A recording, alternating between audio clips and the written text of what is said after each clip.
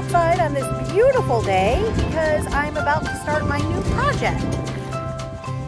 This is a piece of aluminum composite material, and that is going to be what I make my new barn quilts out of. So I'm out here on the driveway because I'm about to sand it, and then I'm going to spray some self-etching primer on it, and I didn't want to do any of those things inside my house. This is what it looks like when you first get it. This outside thing is actually a protective coating, so you get to peel that off. Let me just see if I can get it started so you can see. Yeah, see, you're gonna peel that off.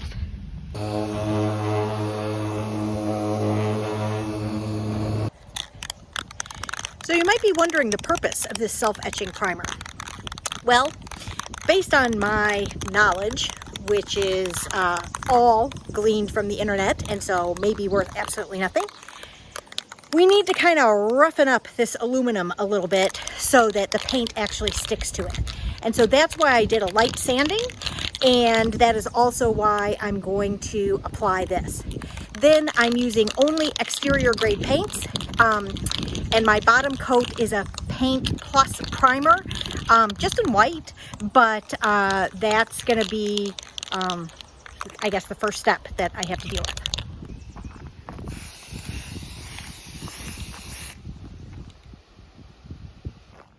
Okay, so this is what it looks like after 3 light coats and a sanding.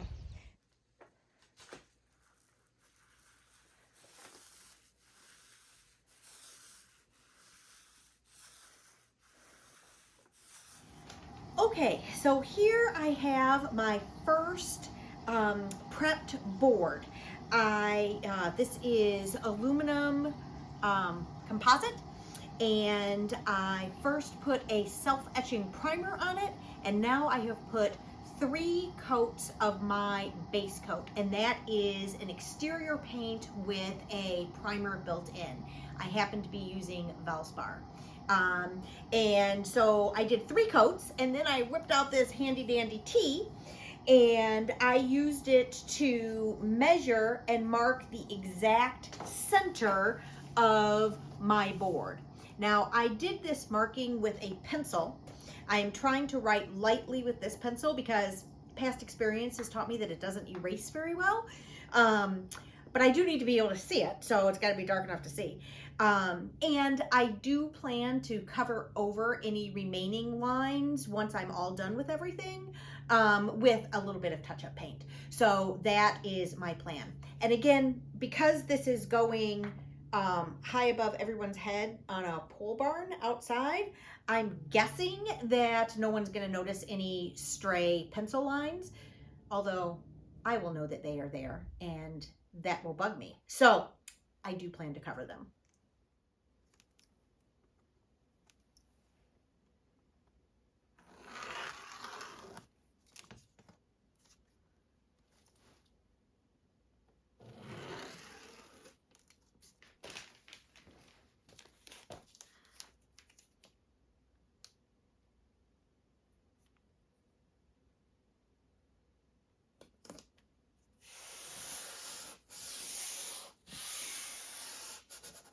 Okay, now I have reached one of my favorite parts of making barn quilts.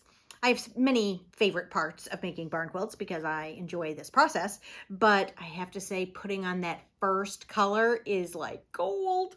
So this is the color that we're going to put on. It's called Savannah Red.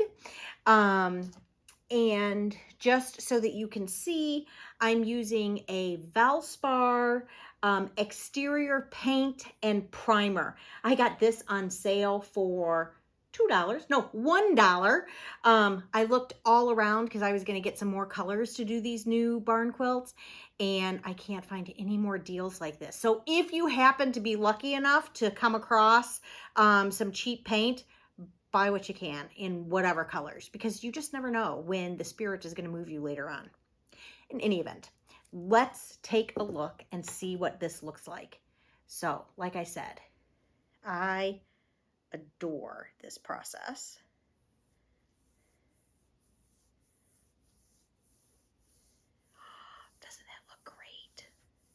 Now it's going to take more than one coat, and I know it's going to take more than one coat, so I'm going to force myself to be patient.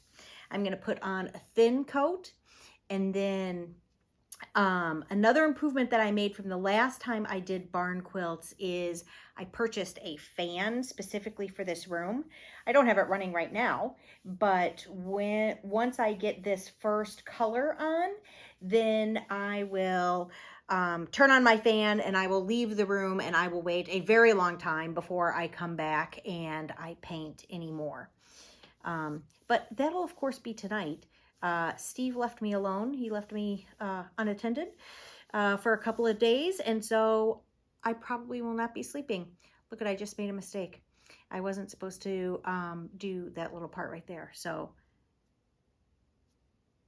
gosh darn it. I already have something to clean up. That's okay. So here's a tip that I learned the last time I did barn quilts, and it worked so well, I'm definitely doing it again.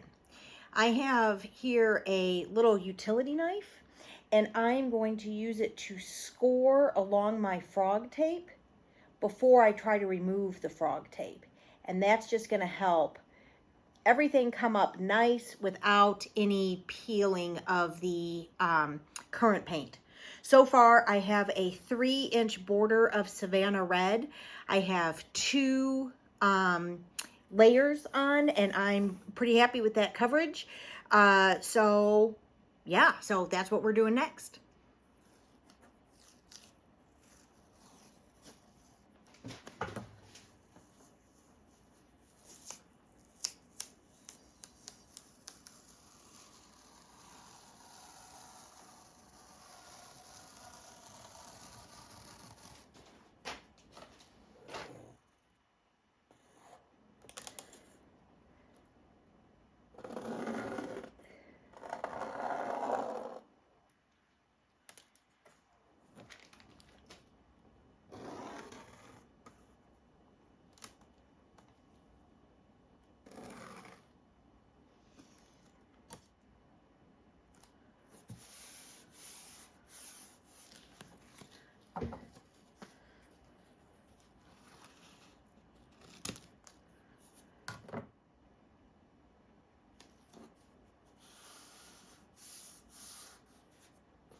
All right, you guys have got to see this. I just discovered a cool hack.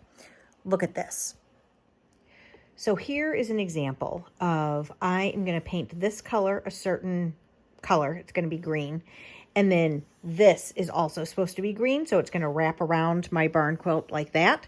So I'll wind up having 3 outlining edges. I'll have 3-inch of the Savannah Red, 1-inch of the Polar White, and then a 2-inch of the, I think it's called Hazy Jade. So I am marking things off, and I don't want this green tape to be here because I want my green to go around like that. So what I am going to do is I put the tape down over my pencil mark. When I pull it back, look at that. There is a pencil line right on my tape. So now I can take my scissors and I can cut it right there, and it'll fold and stop right exactly on that line, just the way I want it.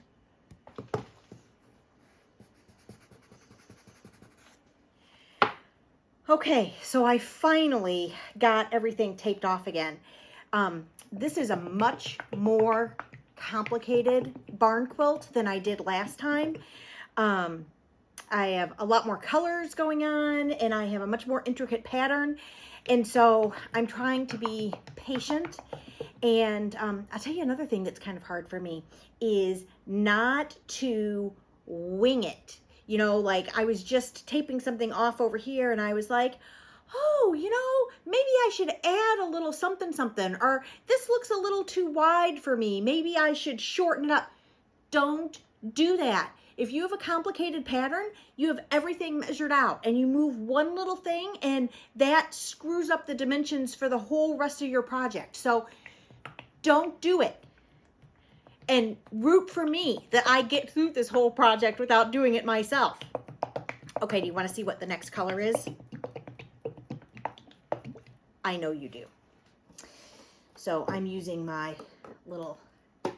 this little tool here. It looks kind of like a screwdriver, but it's curvy on the bottom. And that just lifts off this paint can lid, which I would show you, but I don't feel like moving my camera, and I don't want to put my paint on top of my barn quilt. So my new color, you ready for it? Oh, I'm so nervous.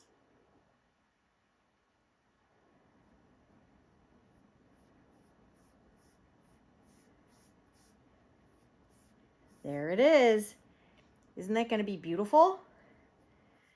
Well, I hope it's going to be beautiful. I don't know. I always get a little distracted by the frog tape.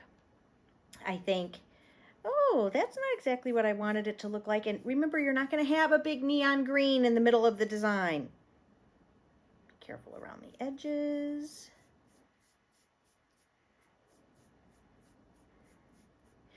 Don't put on the paint too thick, otherwise it has a much higher probability of seeping underneath the tape. So just take your time.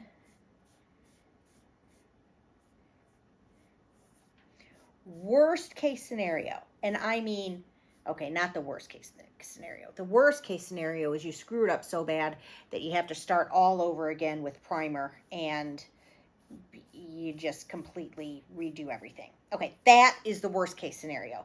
Let's hope that doesn't happen. Although I often tell myself as I'm doing these barn quilts, it's not that serious. You can just redo the whole thing if you have to, which is true, but still not something that I would pick. But almost worst case scenario is that you take the paint off and then you have to do some touch-ups to get it to be the way you want it to be. And honestly, you're going to have to do that anyway. Look at this. I put my hand in a little bit of wet paint and then I rested it on my barn quilt. Now I have a white smudge. That's really a bummer. And I tried to wipe it off and it doesn't come off. So that's going to take some touch-up red. So it's okay. Touching up is okay, but you do want to try to do, you know, obviously you want to try to do the best that you can. All right, let's get the rest of this green on.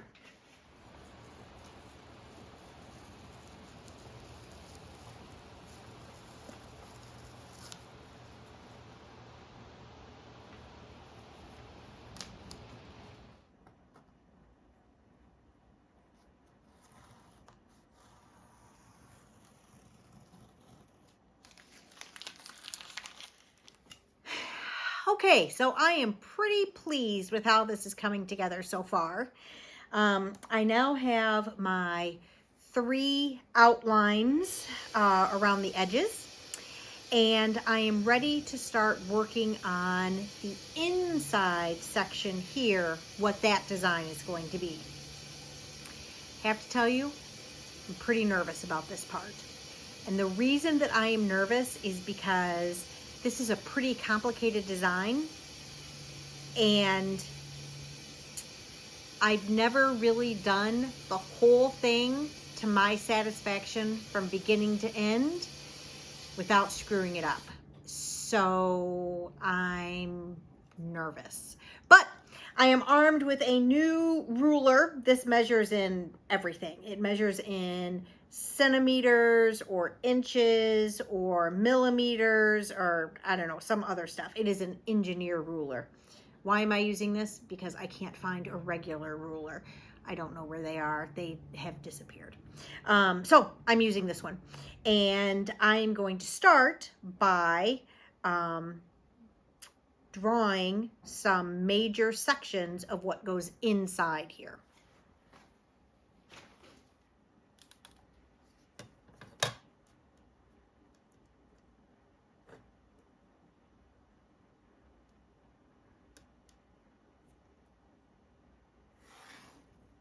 So I have my other lines drawn, and it actually does not look terrible. So yay me. So what I have done now is I have brought out my iPad. I use a program called Procreate, and that allows me to kind of, I upload a picture of my design, and then I superimpose a grid pattern on top of it, and then I count. And so now I am trying to count, there's going to be like a center star, and then a bigger star, and then a bigger star, and then we're going to fill in the rest. So I'm trying to figure out how that is going to look. This is going to take a long time to figure out, because I'm going to have to count and measure and count and measure and count and measure. And like I said, this is the most complicated pattern I've ever done. So I want to make sure that I don't mess it up. So I'm going to turn off the camera for this part, do all my counting, measuring, counting, measuring, counting, measuring, and then I'll show you what it looks like when I'm finished.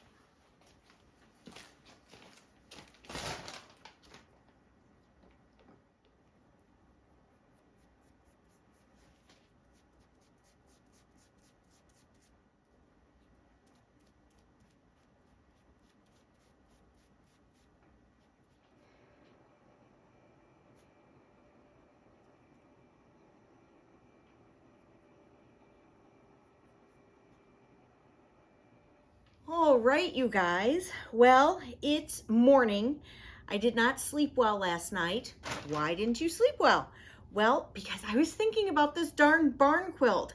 I mean, when I look at it right now, I'm like, ugh, I don't think this is going to work out. I mean, this just does not look attractive. But I tell myself, once you take the tape off, it's going to be fine, right? Because the tape messes with our ability to see the pattern, and then I'm like, but what if the tape doesn't come off nicely? Or what if there was bleeding? Or what if, I didn't line the tape up properly, and now I have all these big gaps that I have to go back and fill. And so my mind is racing, which is why I did not sleep well. So I, of course, considered getting up in the middle of the night and coming down here and taking all the tape off and seeing where we were at. But then I didn't want to do that, because I really didn't want to be tempted to stay up literally through the night and fix it. And as usual, I'm very concerned that the fix is start over again. So I'm just on the edge of my seat with just a little bit of, I really want to know that it's okay.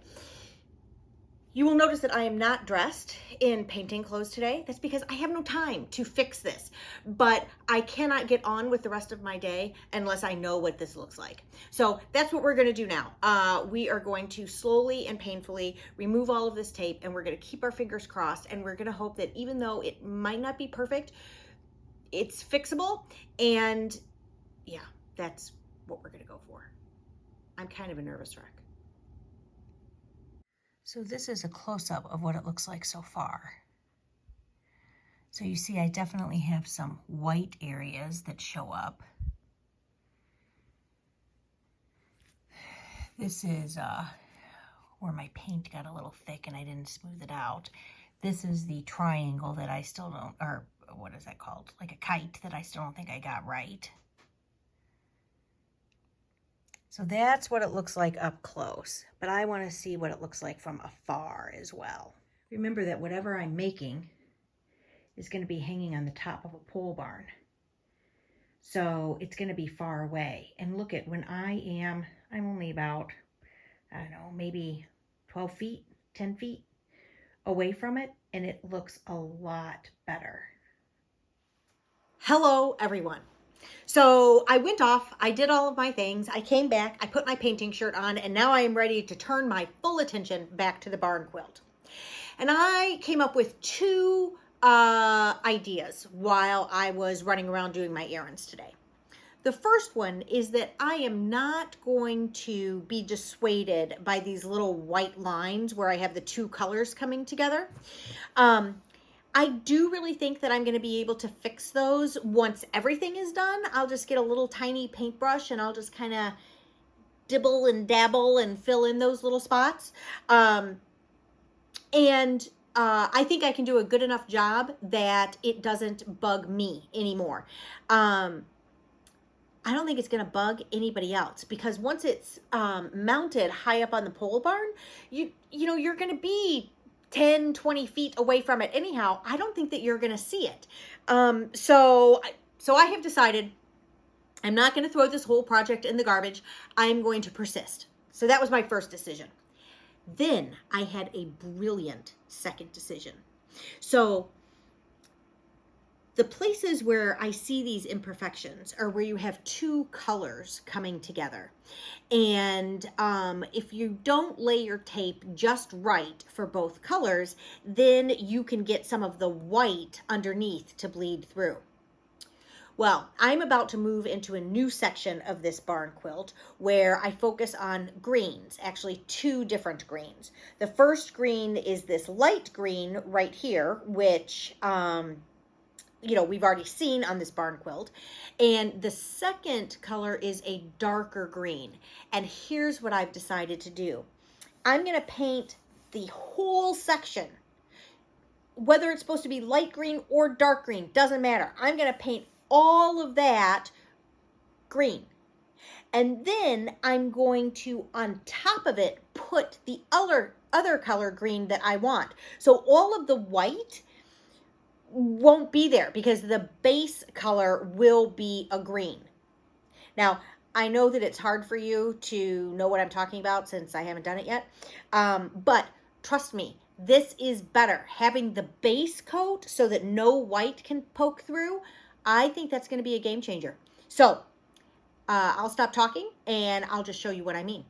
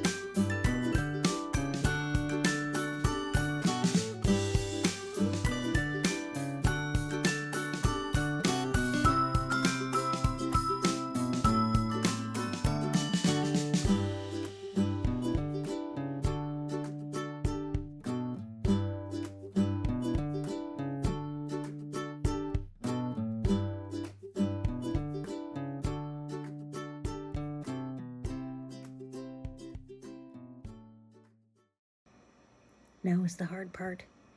Now I have to wait for it to dry. Not come down here and mess with it. Not check on it. Just wait.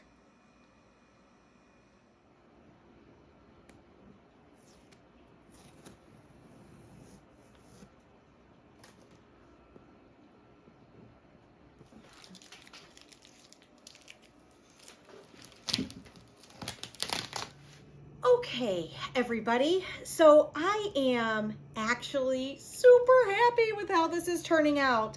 I mean, if I had to do it all over again, I would have a different technique. And I mentioned this before. I would have this whole thing with a back coat, and then I would put the layers on top of the back coat and build my way up like that, rather than trying to separate this white background into perfect little parallelograms. The other thing that I would do is I would have measured a lot more carefully, because although I'm happy with how it looks in the global sense, I know that there are little mistakes in there, and you know, if I were doing it again, I would do it better.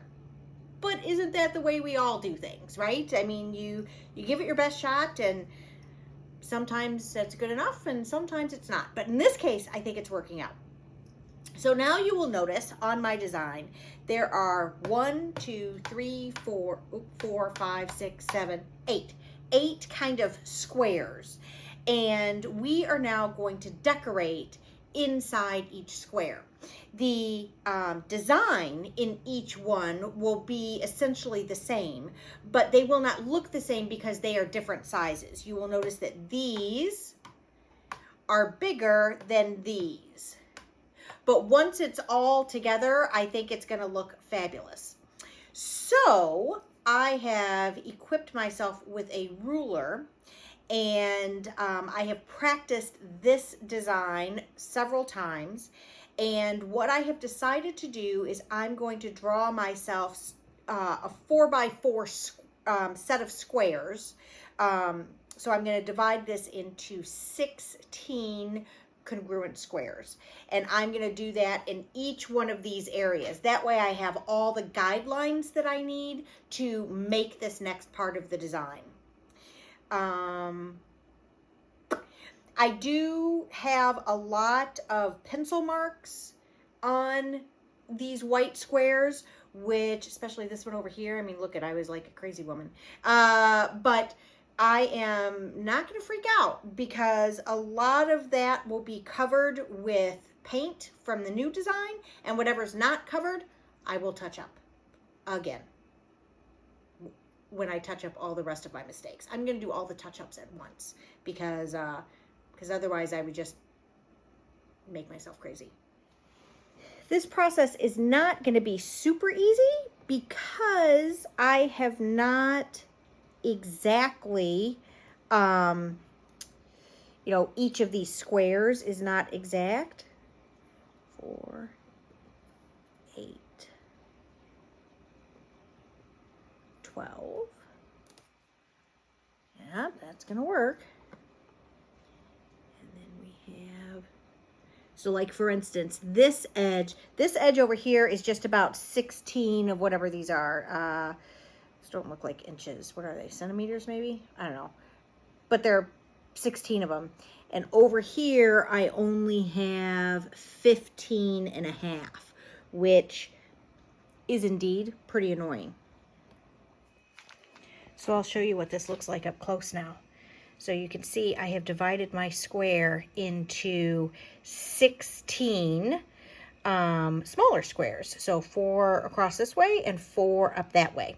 And although my big square is not perfect, it's close enough, and I'm kind of adjusting. So what happened is when I measured this length, I got 16 units, and over here I only got 15 and a half units. So what I did is instead of doing 4, 8, 12 for this one, I did 4 minus a hash mark, 8 minus 2 hash marks, 12 minus 3 hash marks. And that's what I did. And I think it came out just fine. All right, there we go. Now I got all my grid lines drawn, and I'm ready to start mapping out the design. All right, so now with my grid all set, it's time to start working on the next part of the design. So a couple of things are going to change here. First of all, I have my iPad with me that shows the detail of the design. And I'm using a program called Procreate. And one of the features that it allows me to do is that I can make a perfect 4x4 grid on top of this design, so I can see exactly where I need all my lines to be. So that's pretty cool. The next thing that's going to change this time around is I have decided that the first square, it's supposed to be a darkish brown color, and then kind of everything sort of expands from that square. And I have decided that I am going to try to not freehand. Freehand would be the wrong word. But I'm going to try to paint it without taping off all of these little squares. Why? Because I am impatient. That is why. If I had to tape off all the little squares and then wait and then come back, I would, ugh, patience is not my strength. So I have equipped myself with a brush, and I am just going to try to do this one little square right here and fill it in.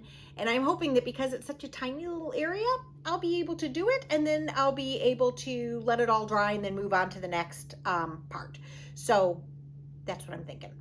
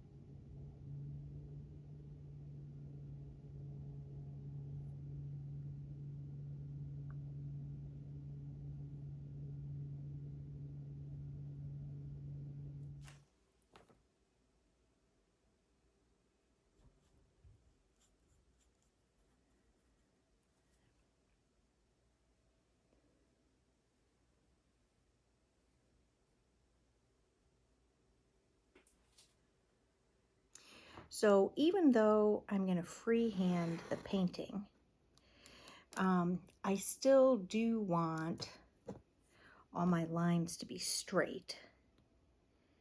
And so I am carefully measuring the next part that I want. Okay, so I'm ready for the next part of the project now. And let me tell you what I'm thinking, because I have been doing a lot of thinking. I've also been sticking my tape together. Oh dear. Anyway, so I have this big splotch here. You can see that big splotch. That's because I initially painted the wrong square, the dark brown, which kind of a bummer. So I wiped it off.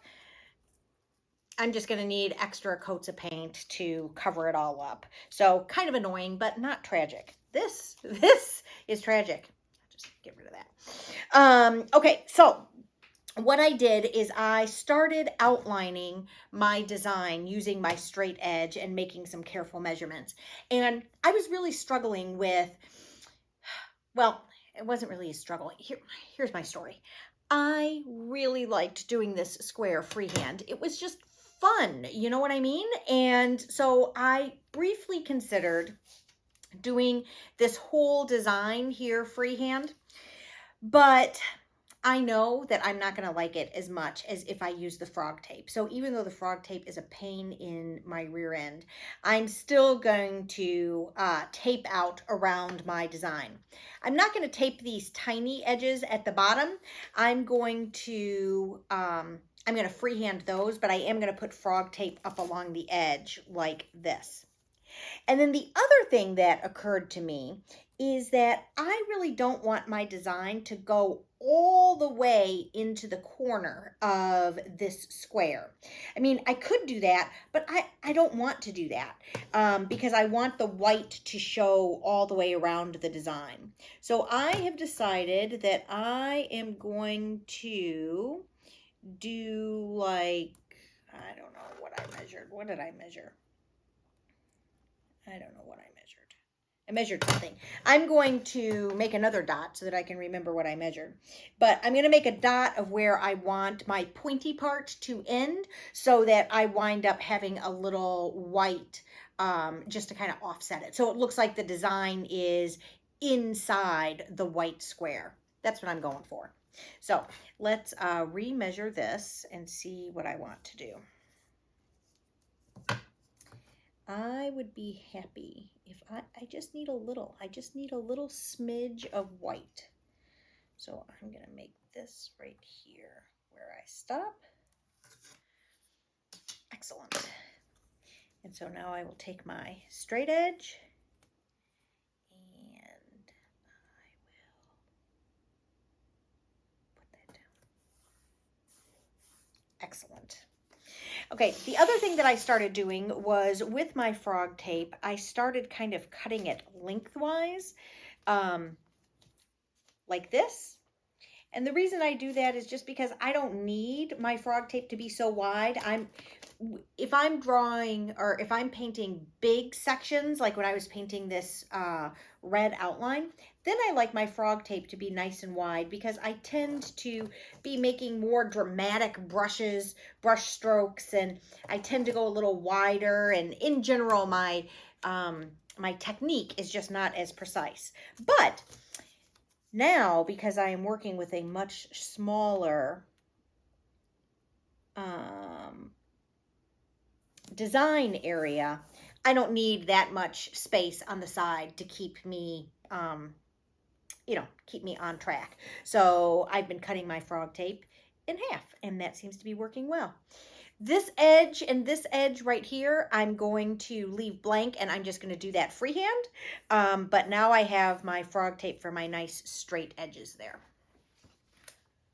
Okay, so now I have all my squares taped off, which means it is time to start painting. So I'm just going to do that.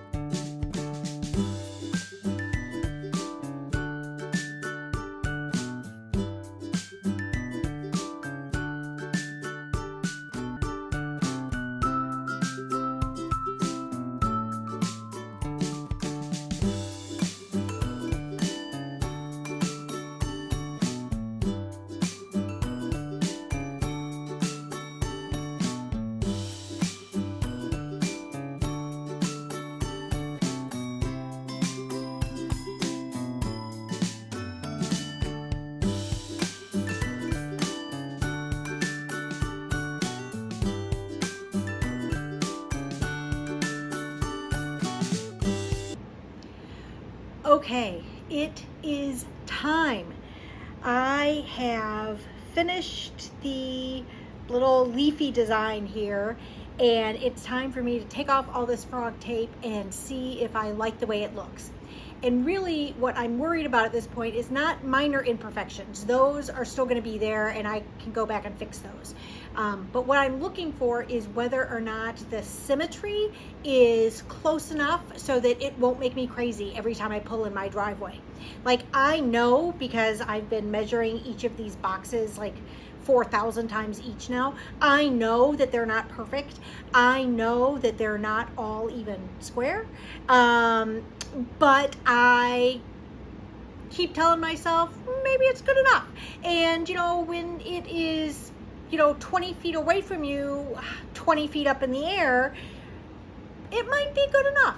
So, anyway, I can't really tell yet because I still have frog tape on there, and that messes with how you see everything. So the next step is to remove all the frog tape, prop it up against the wall, step back 20 feet, and see what we think.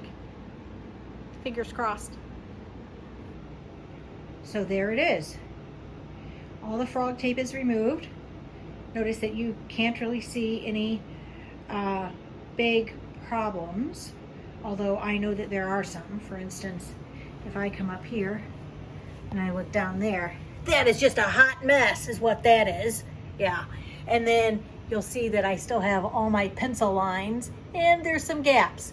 But when you stand, you know, farther back, it looks pretty darn good.